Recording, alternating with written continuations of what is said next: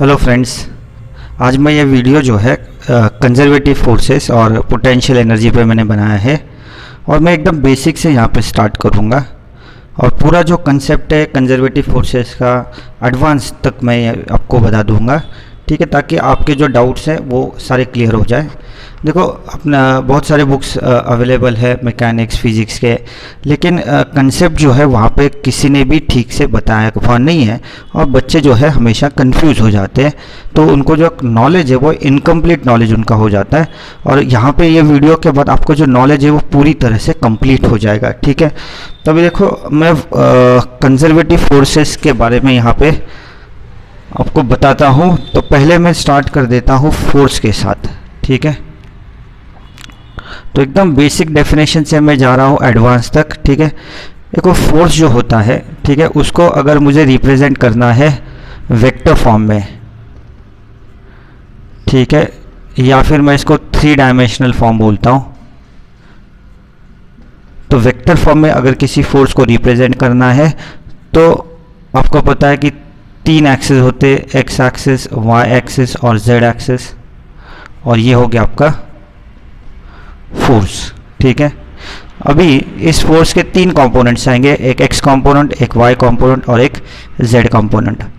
तो मैं इस फोर्स को वेक्टर फॉर्म में कैसे लिख सकता हूँ? F x I plus F I J plus F Z के। तो ऐसे मैंने 3 कंपोनेंट्स के टर्म्स में इस फोर्स को मैंने लिख दिया। अभी फोर्स जो है फोर्स के साथ में अभी और एक कंसेप्ट आपको बताता हूँ। जैसे पोजीशन वेक्टर आपने सुना होगा, स्पेस में 3 डायमेंशनल स्पेस में किसी भी पॉइंट का अगर मुझे पोजीशन मार्क करना है तो पोजीशन मार्क करने के लिए मैं क्या करता हूँ, ओरिजिन और इस पॉइंट को ज्वाइन कर देता हूँ। तो जब मैं ओरिजिन और इस पॉइंट को ज्वाइन कर दूंगा तो इस वेक्टर को हम लोग पोजीशन वेक्टर कहते हैं। अगर इस पॉइंट के कोऑर्डिनेट्स एक्स वाई जेड है तो पोजीशन वेक्टर जब मैं लिखूंगा तो वो एक्स वाई और जेड के टर्म्स में होगा। एक्स वाई जेड जो है इस पॉइंट के पोजीशनल कोऑर्डिनेट्स है। तो ये हो गया आपका पोजीशन वेक्टर और ये हो गया आपका फोर्स। ठीक है, अगर आपको पता है तो मैथमेटिक्स में डिफरेंशियल करके एक कंसेप्ट है। तो अगर मैं इसके डिफरेंशियल लेता हूँ, ठीक है, तो डिफरेंशियल में हम लोग डी लगाते हैं। अभी जैसे मैं इसका डिफरेंशियल लेना चाहता हूँ एक्स का, तो एक्स का डेरिवेटिव तो 1 होता है और उसके साथ जो है dx लगाना पड़ता है जब मैं डिफरेंशियल लेता हूँ। वैसे मैं y को जब डिफरेंशिएट करूँगा y के साथ तो 1 आएगा और उसके साथ भी dy लगाना पड़ेगा। z का डेरिवेटिव 1 होगा और उसके साथ भी मुझे dz लगाना पड़ेगा। तो ये जो है ये आपका डिफरेंशियल का कंसेप्ट है। तो अभी ये जो हमको dr बार मिला है तो ये dr बार क्या रिप्रेजेंट करता है? तो एक्चुअली ये डिस्प्लेसमेंट रिप्रेजेंट करेगा। ठीक है, तो कैसे रिप्रेजेंट करेगा ये डिस्प्लेसमेंट वो भी मैं आपको बता देता हूँ। वो मान के चलो, ठीक है, ये कर्व है, ठीक है, और ये फर्स्ट पॉइंट है आपका और ये इस फर्स्ट पॉइंट का पोजीशन वेक्टर है। ये सेकेंड पॉइंट है, ये इस सेकेंड पॉइंट का पोजीशन वेक्टर है। तो अगर मैं दोनों को ज्वाइन कर देता हूँ तो ये जो है ये मेरा डिस्प्लेसमेंट है जिसको मैं डेल्टा आर बार करके डिनोट कर सकता हूँ। ठीक है, अभी इस पॉइंट पे समझ लो कोई फोर्स एक्ट हो रहा है तो ये डेल्टा आर और ये डी आर बार एक ही चीज़ हो गया। ठीक है, सिर्फ ये इन्फाइनेटेसिमली स्मॉल है। तो डेल्टा आर जो है वो मेरा डिस्प्लेसमेंट, मतलब ये मेरा डिस्प्लेसमेंट डिनोट करेगा। फोर्स जो मैंने लिया है वो किसी एंगल थीटा पे एक्ट हो रहा है फोर्स। ठीक है, किसके साथ? तो डेल्टा कर्व के साथ वो थीटा का एंगल कर रहा है। अब ये जो फोर्स है इस फोर्स के मैं 2 कंपोनेंट्स निकाल सकता हूँ। एक टेंजेंशियल कंपोनेंट हो गया फोर्स का और दूसरा जो कंपोनेंट है वो नॉर्मल कंपोनेंट है। ठीक है, अगर मैं वर्क डन निकालना चाहता हूँ तो वर्क हम लोग कैसे कैलकुलेट करेंगे? तो वर्क डन के लिए फॉर्मूला होता है फोर्स डॉट डिस्प्लेसमेंट होता है, ठीक है। तो यहाँ पे फोर्स है एफ बार, ठीक है, और डॉट डिस्प्लेसमेंट मैं लिखूँगा डी आर बार, ठीक है। लेकिन अगर आपने मैथ्स में पढ़ा होगा एक फॉर्मूला ए बार डॉट बी बार, तो वो होता है ए बी कॉस थीटा, ठीक है। तो अगर ये फॉर्मूला मैं अप्लाई कर देता हूँ तो आप लिखोगे F into D R into cos theta, ठीक है।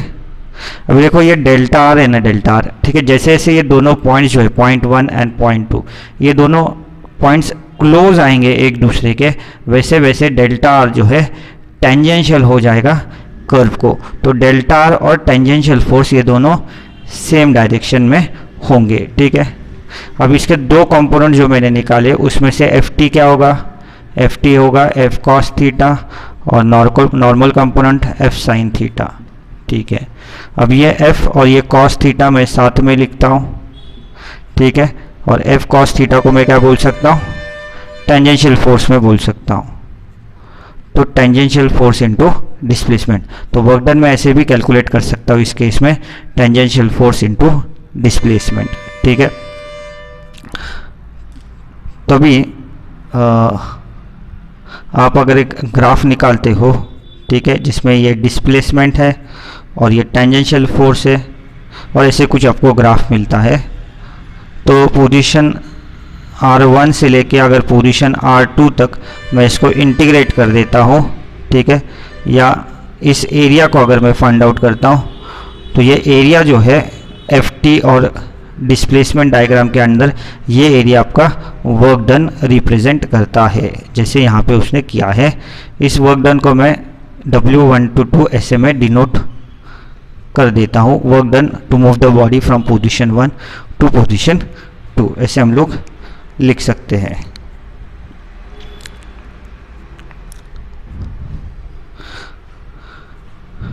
तो टेंजेंशियल फोर्स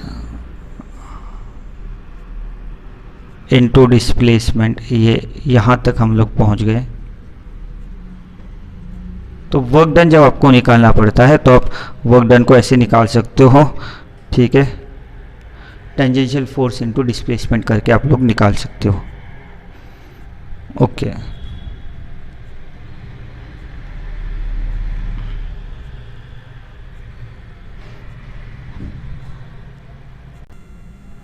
देखो वर्क डन कैलकुलेट करने के लिए जैसे मैंने बोला कि ये एरिया जो है फोर्स और डिस्प्लेसमेंट डायग्राम के अंदर, ये एरिया मतलब आपका वर्क डन रिप्रेजेंट करता है, ठीक है। अभी वर्क डन निकालने के लिए फोर्स डॉट डिस्प्लेसमेंट मैंने लिया था, वही चीज़ मैं वापस कंसिडर कर रहा हूँ, फोर्स डॉट डिस्प्लेसमेंट। सिर्फ फोर्स को जो है मैं 3 कंपोनेंट्स के अंदर लिख रहा हूँ, तो ये मेरे 3 कंपोनेंट्स है।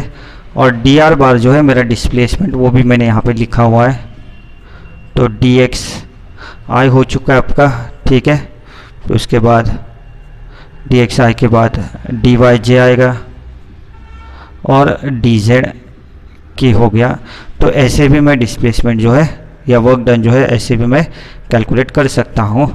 डॉट प्रोडक्ट कैसे लिया जाता है, तो फोर्स आई के कंपोनेंट्स हम लोग मल्टीप्लाई करते हैं, जे के कंपोनेंट्स हम लोग मल्टीप्लाई करते हैं और के भी कंपोनेंट्स हम लोग मल्टीप्लाई कर देते हैं, हमको वर्क डन मिल जाता है, ठीक है।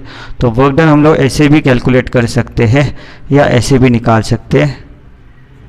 तो देखो टोटल वर्क डन, ये तो एक स्मॉल वर्क डन हो गया एक्चुअली, लेकिन अगर आपको टोटल वर्क डन निकालना है तो टोटल वर्क डन निकालने के लिए आपको इसका इंटीग्रेशन करना पड़ेगा। तो इसका जो इंटीग्रेशन है वो आपको देगा टोटल वर्क डन, ठीक है। तो फोर्स डॉट डिस्प्लेसमेंट, इसका इंटीग्रेशन कर लो, आपको टोटल वर्क डन मिलता है। अब इस इंटीग्रेशन को जो है जनरली इस इंटीग्रेशन को लाइन इंटीग्रल करके हम लोग कहते हैं, और लाइन इंटीग्रेशन से जो है हम लोग इसको सॉल्व कर सकते हैं। अभी लाइन इंटीग्रेशन सॉल्व करने के लिए हमको किसी पाथ की ज़रूरत पड़ती है किसी किसी केस में, और किसी केस में जो है वर्क डन निकालने के लिए पाथ की ज़रूरत नहीं पड़ती। तो इसका एक एग्जांपल लेते हैं हम लोग, ठीक है। जैसे मैंने फोर्स जो है वो कंसिडर किया 0i y, समझ लो yi 0j एंड 0k, ये मेरा फोर्स है। तो अगर मैं फोर्स डॉट डिस्प्लेसमेंट लेता हूँ, ठीक है, तो फोर्स डॉट डिस्प्लेसमेंट लेने के बाद ये y हो गया, y dx आएगा, 0 dy आएगा और 0 dz आएगा आपका, ठीक है। तो फाइनली ये जो है y dx ऐसे आपका इंटीग्रेशन आ जाता है, ठीक है। अब ये y dx का इंटीग्रेशन सॉल्व करने के लिए कैसा है कि ये integration with respect to x हम लोग करना चाहते हैं, लेकिन यहाँ पे वेरिएबल y को हम लोग x के साथ इंटीग्रेट करने वाले हैं। तो अब ये इंटीग्रेशन तभी सॉल्व कर सकते हैं जब भी x और y में कोई रिलेशन हमको पता है, क्योंकि ये इंटीग्रेशन मुझे x में चेंज करना पड़ेगा तो ही इसको सॉल्व करना पॉसिबल है। तो इस इंटीग्रेशन को x में चेंज करने के लिए मैं क्या करता हूँ, सपोज आपको पाथ दिया है पैराबोला और पाथ है आपका y equal to X square, तो इस पाथ के अलोंग पार्टिकल मूव कर रहा है, समझो ये पोजीशन 1 है, ये पोजीशन 2 है और पार्टिकल इस पाथ के अलोंग मूव कर रहा है।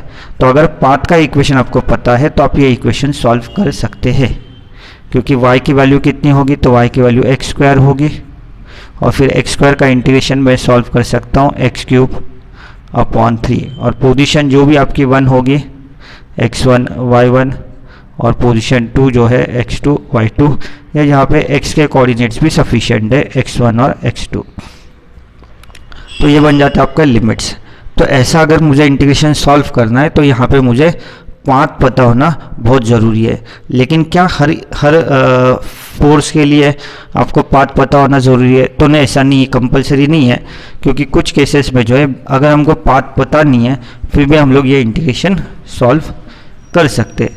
जैसे अगर मैंने फोर्स का एक एग्जांपल दिया आपको 1i 2j एंड 3k, तो वर्क डन जो है फोर्स डॉट डिस्प्लेसमेंट, तो ये हम लोग निकाल सकते हैं। इसमें 1 dx आएगा, देन 2 dy आएगा एंड 3 dz बनेगा। ये फॉर्मूला के हिसाब से आपका बनेगा, ठीक है।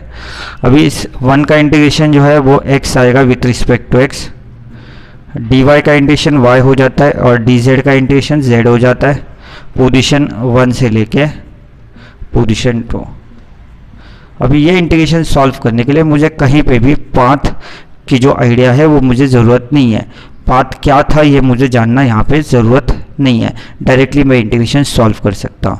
तो ये दोनों जो फोर्सेज है, ये दोनों में एक पर्टिकुलर डिफरेंस है, क्योंकि मैं वर्क डन जब इसका कैलकुलेट कराऊंगा इस फोर्स का तो मुझे पाथ की ज़रूरत पड़ेगी, लेकिन इस फोर्स का जब मैं वर्क डन निकालता हूँ तो मुझे पाथ की ज़रूरत नहीं पड़ती, मुझे सिर्फ एंड पॉइंट जो है वो मुझे पता होने चाहिए, ठीक है।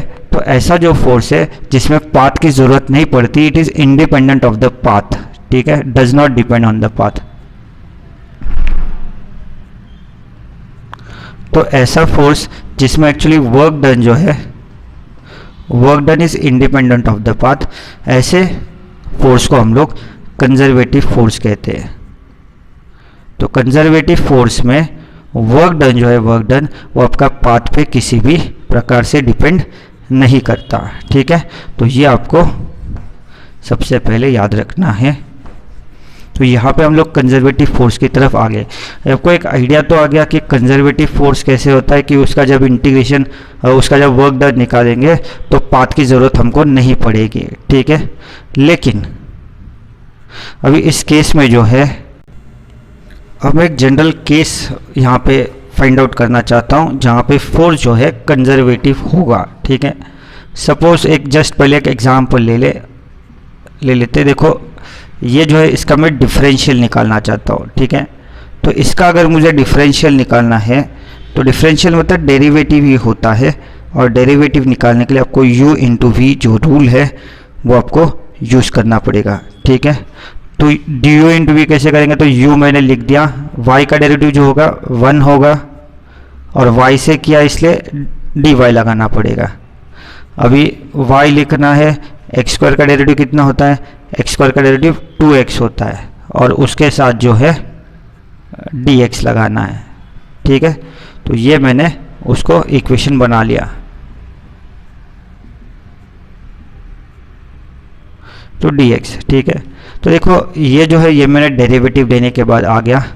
अभी यहाँ पे अगर आपको कोई, आप लोग ठीक से अगर ये देखोगे तो इसको मैं ऐसे लिख सकता हूँ एक्स स्क्वायर आई करके और 2xy करके, और डॉट में लिख सकता हूँ यहाँ पे थोड़ा सा उल्टा है, पहले मैं 2xy को लिखता हूँ और फिर मैं इसको लिख देता हूँ, ठीक है। अगर इसको मुझे वेक्टर फॉर्म में कन्वर्ट करना है तो देखो अभी इसको मैंने ऐसे लिख दिया, डॉट मैंने कर दिया, ठीक है, dxi और dy तो ऐसे मैंने इसको कर दिया। अभी देखो जब आप लोग डॉट लोगे तो ये और dx साथ में आएगा, ये और dy आएगा, तो मुझे ये सेम टर्म मिलेगा, बराबर कि नहीं। तो अगर मैं इसको फोर्स मान के चलता हूँ और इसको, ये आपका dr बार हो गया, डिस्प्लेसमेंट हो गया, तो देखो एफ बार डॉट dr बार आ गया ना, ठीक है। तो ऐसे केस में ये जो एफ बार डॉट dr बार है, अगर मैं इसको इस प्रकार से लिखता हूँ तो ये जो है इसको एग्जैक्ट डिफरेंशियल बोलते हैं, ठीक है।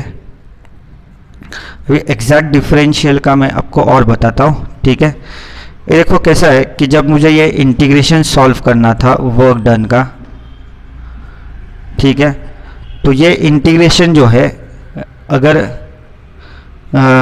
सिर्फ एंड पॉइंट्स पे ही डिपेंड करना चाहिए, ठीक है। अगर सपोज ये सिर्फ एंड पॉइंट्स पे ही डिपेंड करता है, ये पाथ पे डिपेंड नहीं करता है, इन दैट केस ये जो है आपका F bar dot D R बार ये किसी का एग्जैक्ट डिफरेंशियल होना चाहिए, ठीक है। तो अगर ये किसी का एग्जैक्ट डिफरेंशियल है, फॉर एग्जांपल मैंने यहाँ पे लिया डी वी लिया, जैसे यहाँ पे एग्जैक्ट डिफरेंशियल मुझे मिला था डी एक्स स्क्वायर वाई मिला था, ठीक है। तो अगर ये F bar dot D R bar को मैं एक्सप्रेस कर सकता हूँ डेरिवेटिव ऑफ सम फंक्शन, ठीक है। ये जो फंक्शन है ये फंक्शन एक्स और वाई में है, मतलब पोजिशनल कोऑर्डिनेट्स पे ये फंक्शन बना हुआ है, और इस F bar dot D R bar को अगर मैं डेरिवेटिव और या डिफरेंशियल ऑफ सम फंक्शन लिख पाता हूँ तो इन दैट केस ये डेरिवेटिव और इंटीग्रेशन कैंसिल हो जाएगा और ये इंटीग्रेशन डायरेक्टली सॉल्व हो जाएगा। तो यहाँ पे पाथ की मुझे कोई भी ज़रूरत नहीं पड़ेगी। तो इन शॉर्ट अगर ये जो F bar dot D R bar है that can be expressed as some exact differential, तो in that case I do not require any path, I directly can solve the integration and I can write the limits as x1 y1 and x2 y2। तो यहाँ पे मुझे एक idea मिल गया कि अगर मुझे वर्क डन जो है ये कंजर्वेटिव फोर्स का अगर वर्क डन है तो उस कंजर्वेटिव फोर्स के लिए F bar dot D R बार जो है वो एग्जैक्ट डिफरेंशियल होना चाहिए। अगर ये एग्जैक्ट डिफरेंशियल होगा तो फिर इसका वर्क डन जो है पाथ पे डिपेंड नहीं करेगा, सिर्फ वो एंड पॉइंट्स पे डिपेंड करेगा। क्यों नहीं करेगा? क्योंकि इंटीग्रेशन और डेरिवेटिव कैंसिल हो जाएगा और आपको इसका ये डायरेक्टली आंसर इंटीग्रेशन का सॉल्व हो जाता है। यहाँ पे कुछ हमको पाथ लगाने की ज़रूरत नहीं पड़ती, ठीक है। तो अभी मेरे पास एक कंडीशन आ गई कि कौन सा फोर्स जो है कंजर्वेटिव है और कौन सा नहीं है, ठीक है। कंजर्वेटिव फोर्स के लिए क्या कंडीशन होगी? पहली कंडीशन तो है कि बाबा F bar dot D R bar अगर ये एग्जैक्ट डिफरेंशियल होता है किसी का तो फिर मैं बोल सकता हूँ कि ये फोर्स जो है कंजर्वेटिव फोर्स है। कंडीशन क्या है? F bar dot D R बार क्या होना चाहिए? एग्जैक्ट डिफरेंशियल होना चाहिए। अभी यहाँ पे मैं एक माइनस साइन डाल देता हूँ, ये साइन कन्वेंशन से आती है। ये क्यों आती है इसके बारे में हम लोग आगे डिस्कस करते हैं, ठीक है। तो यहाँ पे माइनस साइन आनी चाहिए। अभी ये जो मैं v यहाँ पे लिखा हूँ, ये v मतलब जैसे यहाँ पे एक्स स्क्वायर और y था, ये एग्जैक्टली क्या है? तो ये एक स्केलर फंक्शन है जिसको स्केलर पोटेंशियल फंक्शन भी बोलते हैं। और ये किसका फंक्शन होता है? तो ये एक्स वाई जेड का फंक्शन होता है। बेसिकली एक्चुअली ये पोटेंशियल है, जैसे ग्रेविटेशनल फील्ड में ग्रेविटेशनल पोटेंशियल होती है तो वही ये पोटेंशियल है। तो उसमें भी हम लोग अभी डिस्कस करते हैं। तो अभी जो है ये dv जो है जिसको मैं एग्जैक्ट डिफरेंशियल बोल रहा हूँ, ठीक है। मैथमेटिक्स में पार्शियल डेरिवेटिव करके एक कंसेप्ट है, और उस कंसेप्ट के हिसाब से exact differential can be written as डाबा वी बाई डाबा एक्स।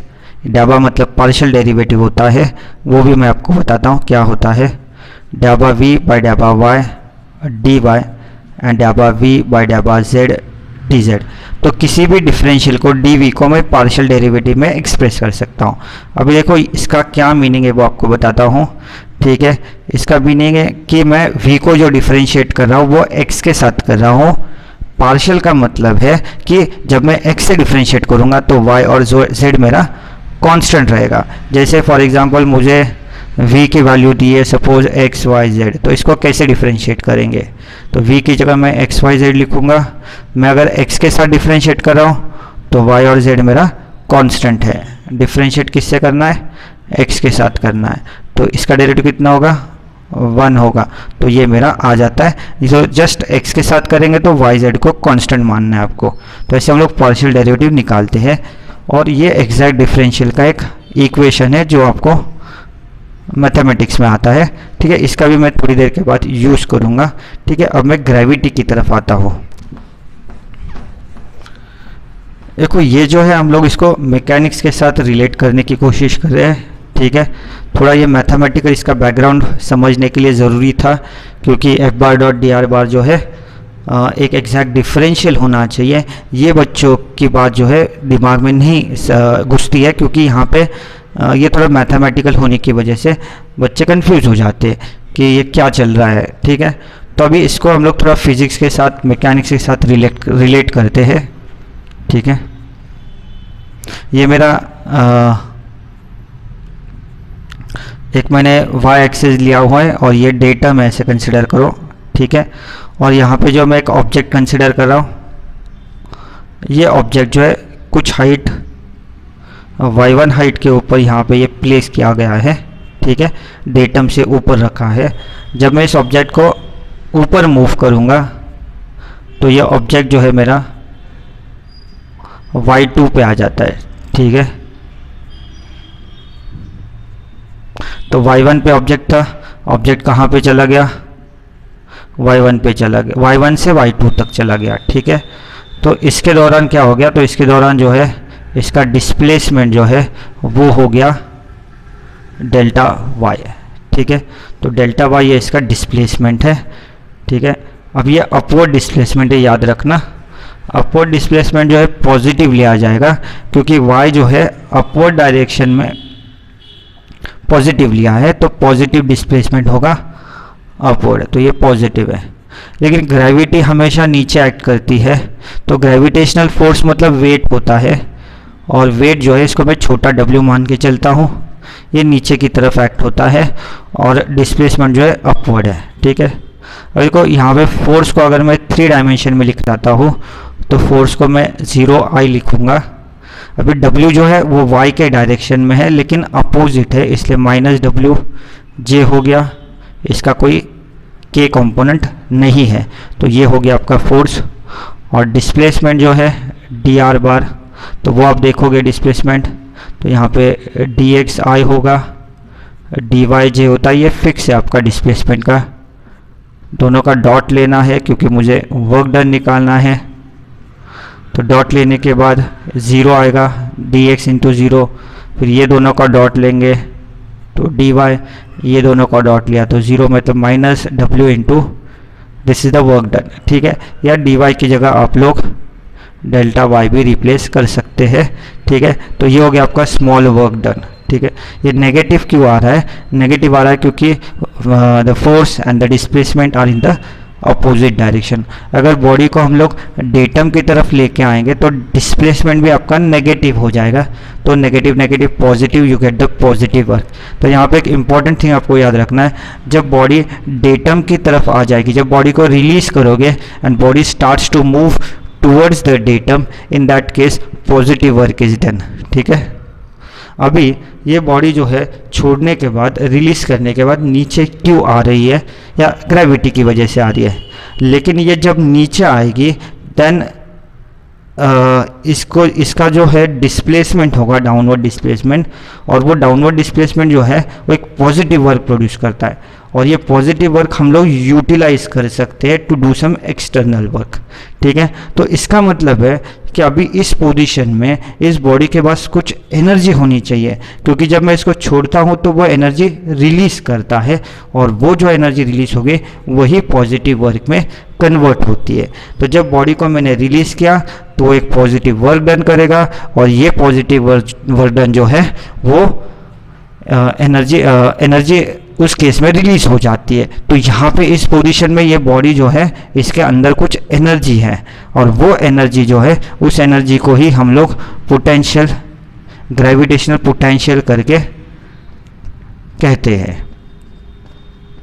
ठीक है, ग्रेविटेशनल पोटेंशियल। अभी ठीक है, ये जो मैंने स्केलर पोटेंशियल फंक्शन यहाँ पे बोला है, ये एक्चुअली ग्रेविटी के केस में वही आपका ग्रेविटेशनल पोटेंशियल का फंक्शन होता है। ठीक है, तो अभी यही केस जो है हम लोग, तो यहाँ पे जो है ये ग्रेविटेशनल पोटेंशियल मैंने आपको बता दिया।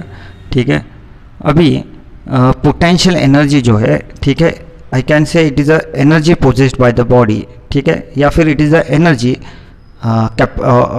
possessed by the body or the capacity to do work when the body moves from its given position towards the datum. ठीक है, तो it is energy or capacity of the body to do positive work when it returns to the datum from its original position. ये आपका potential है। तो gravity के case में क्या हम लोग कंसिडर कर सकते हैं कि अर्थ के सराउंडिंग में एक ग्रेविटेशनल फील्ड प्रेजेंट है, और उस फील्ड में बॉडी जो है एक टाइप की एनर्जी पोजेस करती है, और जब उसको रिलीज करते हैं तो वो एनर्जी वर्क डन में कन्वर्ट होती है। ठीक है, ओके, अभी वर्क डन जो हम लोग डिस्कस कर रहे थे, यहाँ पे मुझे वर्क डन का ये मिल गया फॉर्मूला जो है, लेकिन ये मेरे पास और एक रिलेशन है F bar dot D R बार जो है वो क्या होता है, तो चेंज इन पोटेंशियल फंक्शन होता है, या ये एक एग्जैक्ट डिफरेंशियल होता है, ये हमने डिस्कस किया था। ठीक है, तो यहाँ पे मुझे F bar dot D R बार की वैल्यू मिल गई है, ये F bar dot D R बार और ये F bar dot D R बार ये सेम है, तो इसकी जगह मैं क्या लिख सकता हूँ, minus W into delta Y लिख सकता हूँ, और ये माइनस डी वी हो जाता है। ठीक है, दोनों तरफ नेगेटिव अगर कट जाता है तो डी वी क्या आता है, वाई इंटू डेल्टा वाई आ जाता है, डब्ल्यू इंटू डेल्टा वाई आ जाता है। डब्ल्यू मतलब आपका वेट है। अभी यहाँ पे भी डिफरेंस है और यहाँ पे भी डिफरेंस है, दोनों का तरफ का डिफरेंस अगर मैं निगलेक्ट कर देता हूँ तो आपको जो मिलता है ये पोटेंशियल फंक्शन, यहाँ पे ग्रेविटेशनल पोटेंशियल फंक्शन का फॉर्मूला मिल जाता है। तो ये ग्रेविटेशनल पोटेंशियल फंक्शन है। अभी वेट मतलब क्या होता है, m इंटू जी होता है, और y अगर मैं कंसिडर करता हूँ हाइट फ्रॉम द डेटम, तो ये आपका y मतलब h बन जाता है। तो mgh जो है आपका पोटेंशियल फंक्शन या potential energy possessed by the body का फॉर्मूला आ जाता है। ठीक है, तो ये अभी याद रखना, ये मैंने कैसे बनाया है। ठीक है, अभी फोर्स जो है वो कंजर्वेटिव हो भी सकता है, नहीं भी हो सकता है। ठीक है, कंजर्वेटिव कब होता है, अगर F bar dot D R बार जो है वो एग्जैक्ट डिफरेंशियल है तो वो कंजर्वेटिव होता है, ऐसे हमने ऑलरेडी देखा था। ठीक है, या फिर उसका जो F bar dot D R बार जो है वो एक एग्जैक्ट डिफरेंशियल होना चाहिए, तो उसका जो वर्क डन है वो हम लोग इवैल्यूएट कर सकते हैं। जस्ट हमको एंड पॉइंट्स अगर पता है तो हम लोग ये इवैल्यूएट कर सकते हैं, हमको पाथ की उस केस में ज़रूरत नहीं पड़ती।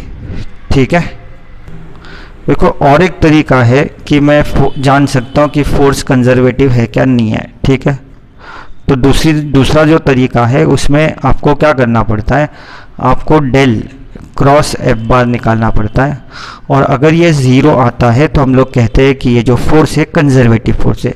याद रखो इसमें और इसमें डिफरेंस है, यहाँ पे जो मैं लिख रहा था वो डेल्टा था और ये डेल है, ये डिफरेंट थिंग है। मैथमेटिक्स में डेल जो होता है इसको वेक्टर डिफरेंशियल ऑपरेटर कहते हैं, डिफरेंशियल ऑपरेटर, और ये जो ऑपरेटर है ये एक वेक्टर होता है, लेकिन ये ऑपरेटर है, मतलब ये डेरिवेटिव के जैसा ये ऑपरेट करेगा किसी फंक्शन के ऊपर।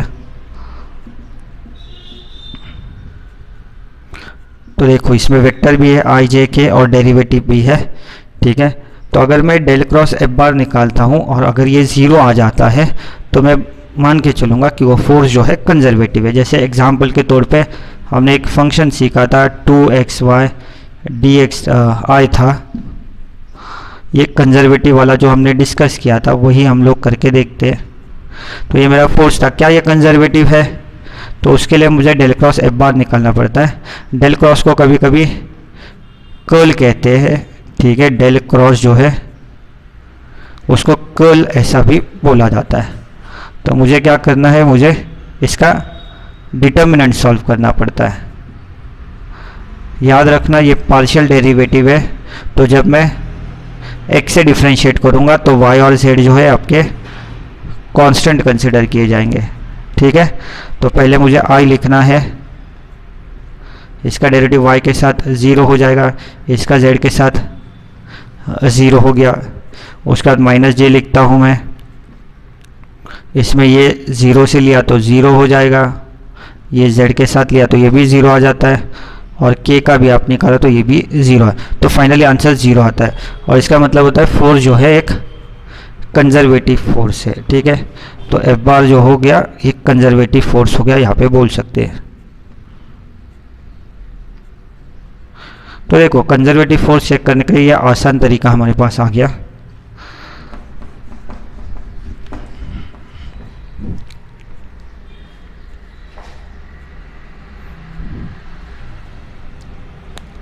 अभी यहाँ पे और एक चीज़ याद रखो कि हमने डिस्कस किया था कि वर्क डन जो है F bar dot D R बार होता है,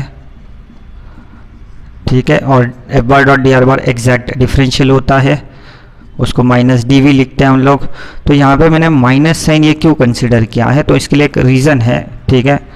क्योंकि बॉडी जो है जब डेटम के ऊपर रखी जाती है, ठीक है, और जब हम लोग रिलीज़ करेंगे इस बॉडी को तो बॉडी नीचे आ जाती है।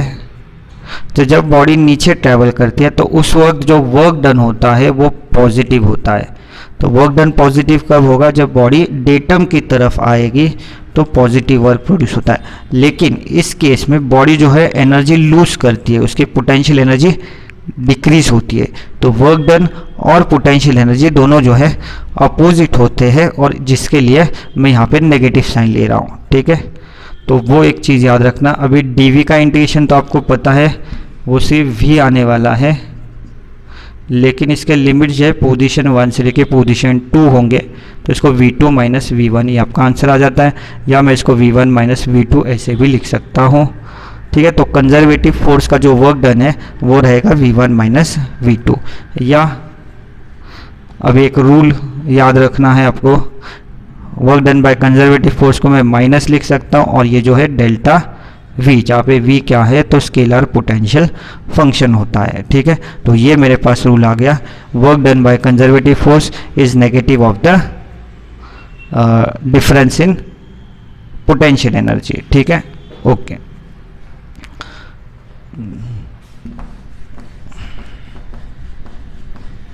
नेक्स्ट थिंग जो हम लोग यहाँ पे सीखेंगे, ठीक है, वो रहेगा आपका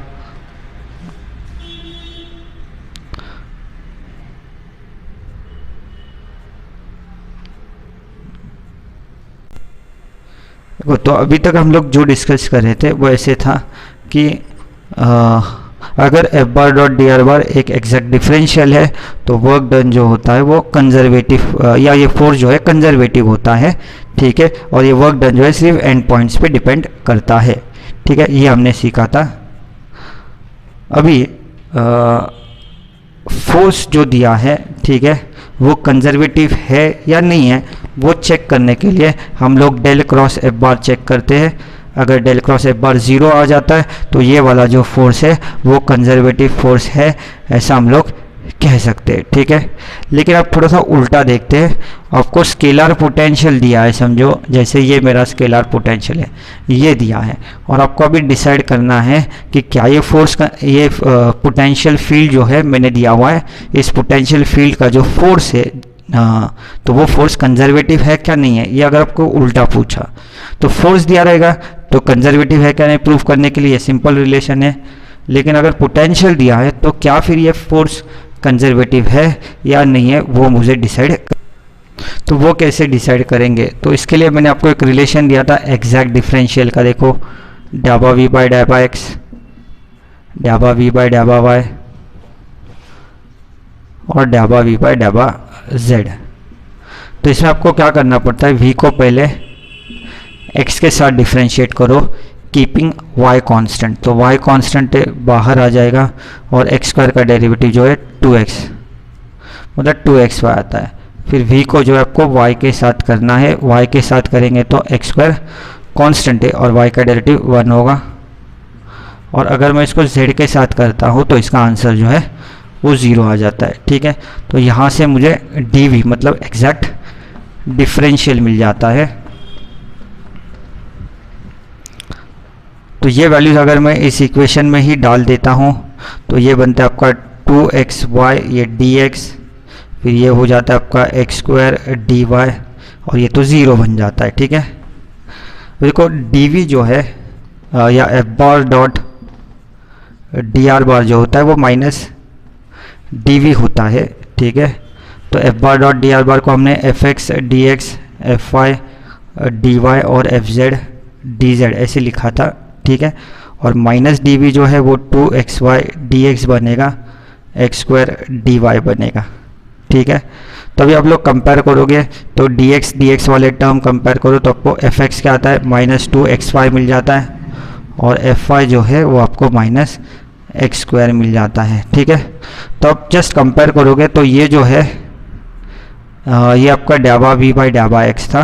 ठीक है, तो ये आप देखोगे तो ये माइनस एक्चुअली डाबा वी बाई डाबा एक्स था, वैसे ये जो है टर्म वो माइनस डाबा वी बाई डाबा वाई था। और अगर एफ जेड होता तो फिर क्या होता, तो माइनस डाबा वी बाई डाबा जेड होता। ठीक है, तो अगर आपको v दिया है तो आप फोर्स के F X F Y F Z निकाल सकते हो। आपको क्या करना है, माइनस डाबा वी बाई डाबा एक्स, माइनस डाबा वी बाई डाबा वाई और माइनस डाबा वी बाई डाबा जेड निकालना है। या फिर एक सिंपल आपको मैथमेटिकल टेक्निक बताता हूँ, आप लोग जो है डेल वी निकालो। ठीक है, डेल क्या होता है, तो डेल जो है एक मैथमेटिकल वेक्टर ऑपरेटर है जिसमें हम लोग क्या करते हैं, आई लिखते हैं डाबा बाय डाबा एक्स, जे लिखते हैं डाबा बाय डाबा वाई एंड के लिखते हैं डाबा बाय डाबा जेड। और ये किसके ऊपर ऑपरेट करेगा, तो ये करेगा v के ऊपर ऑपरेट। तो यहाँ पे जो है v जो है अंदर चला जाएगा तो आपको मिलेगा आई डाबा बाय डाबा एक्स वी, जे डाबा बाय डाबा वाई वी, के डाबा बाय डाबा जेड और v मिल जाता है आपको। v की जो वैल्यू है वो एक्स स्क्वायर वाई है, वो इसमें आप लोग पुट कर दो, एक्स स्क्वायर वाई जे एक्स स्क्वायर वाई देन के एक्स स्क्वायर वाई। ठीक है, आई लिख दिया मैंने। x के साथ डिफ्रेंशिएट करोगे तो 2xy आएगा, y के साथ करोगे तो x स्क्वायर आएगा और z के साथ करोगे तो 0 आएगा। तो देखो आपको ये जो है ये फोर्स आपको मिल जाता है, बराबर कि नहीं। ठीक है, तो यहाँ पे मैं आपको एक सिंपल सा रिलेशन बोल देता हूँ। ठीक है, अगर आपको v दिया है और अगर आपको निकालना है एफ बार मतलब कंजर्वेटिव फोर्स अगर आपको निकालना है और आपको पोटेंशियल फंक्शन दिया हुआ है तो सीधा सीधा जो है आपको डेल वी निकालना है, जैसे मैंने यहाँ पे निकाला तो आपको ये डायरेक्टली जो है एफ बार आ जाता है। तो ये मेरा रूल है, F bar is equal to del V. ये फॉर्मूला हम लोग यूज़ कर सकते हैं to find out the conservative force. ठीक है, ओके, तो ये बहुत ही इंटरेस्टिंग रूल हमको मिल गया कंजर्वेटिव फोर्स निकालने के लिए। डायरेक्टली आपको डेल फाई निकालना है या डेल वी निकालना है, स्केलर पोटेंशियल का आपको फोर्स मिल जाता है। या फिर आप लोग ये मेथड से भी कर सकते हो। ठीक है, दोनों तरीके जो है वो चलेंगे। अभी थोड़ा जो स्प्रिंग की तरफ मैं आ जाता हूँ। ठीक है, देखो स्प्रिंग जो है